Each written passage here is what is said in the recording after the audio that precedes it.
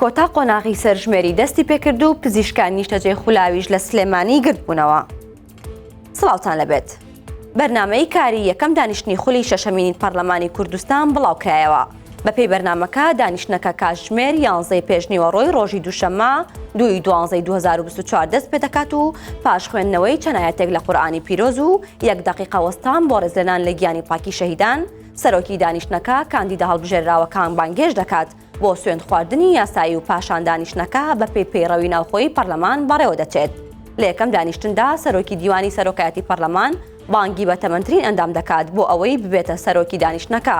لەم خولەدا محەممەد سلێمان سەرۆکی لیستینەوەی نوێ کە بە تەمەنترین ئەندامە و 76 ساڵ تەمەنێتی دەبێتە سەرۆک و دانیشتنەکە بەڕێوە دەبات.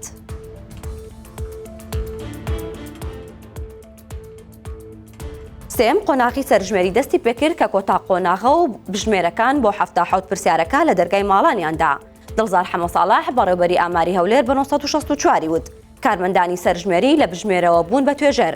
دوای ئەوەی 5 ڕۆژ خولیان بینی و فێری ئەوەکران چۆن پرسیارەکان ئاراستەی هاوڵاتیان بکەن. وتیشی داواکارین هاوڵاتیان وەک قۆناغی پێشوو هاوکار بن و وەڵامی پرسیارەکان بە دروستی بدەنەوە، چونکە ئەمە لە بەرژەوەندی خۆیان و وڵاتەکەیانە.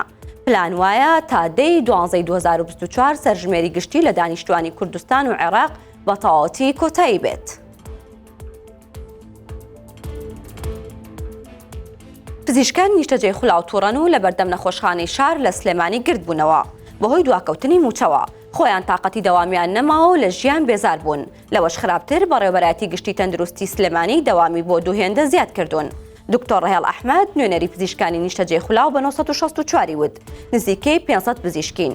شێواز و چۆنێتی کارکردنمان لەلایەن تەندروستی سلێمانیەوە گۆڕانکاری تێدا کراوە بە بەهانەی باشترکردنی سیستەمی تەندروستی و سەرەڕای دواکەوتنی موچە و قەیرانی دارایی.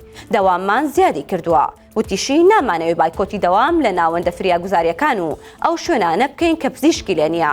تەنها دەمانەوێت سەبارەت بە تێکدانی سیستەمەکە ناڕازی دەرببڕین.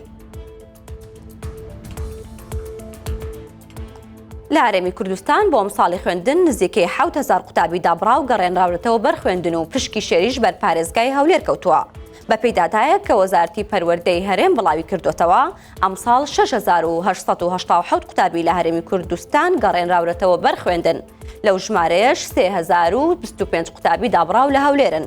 لە دهۆک 967 و گەرمیان 732 سلێمانی 714 و زاخۆ 534 و سۆران 361 و ڕاپەڕین 311 و لە هەڵەبجەش 243 قوتابی گەڕێنراونەتەوە بەرخوێندن. هەر بە پێیداتاکە لە 4 ساڵی ڕابردوودا وەزارەتی پەروەردە توانیوێتی بە هەماهەنگی لەگەڵ ڕێکخراوی یونسێف 33270 قوتابی دابڕا و بەگەیەنڕێنرێتەوە بەرخوێندن.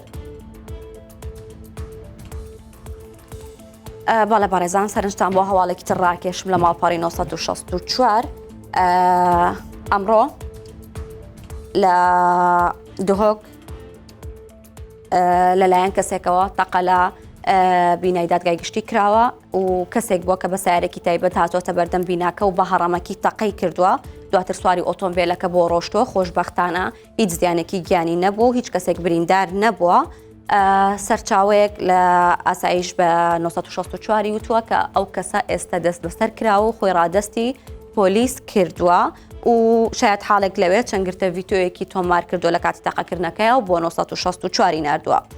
زانیاری تاوا لەسەر ئەم هەواڵە و سەرجەم هەواڵەکانی ترمان لە ماڵپەڕی 964.RD هەیە و دەتوانن بینەر بن. هەواڵەکانم پێشکەشکردن هەر شاد بن.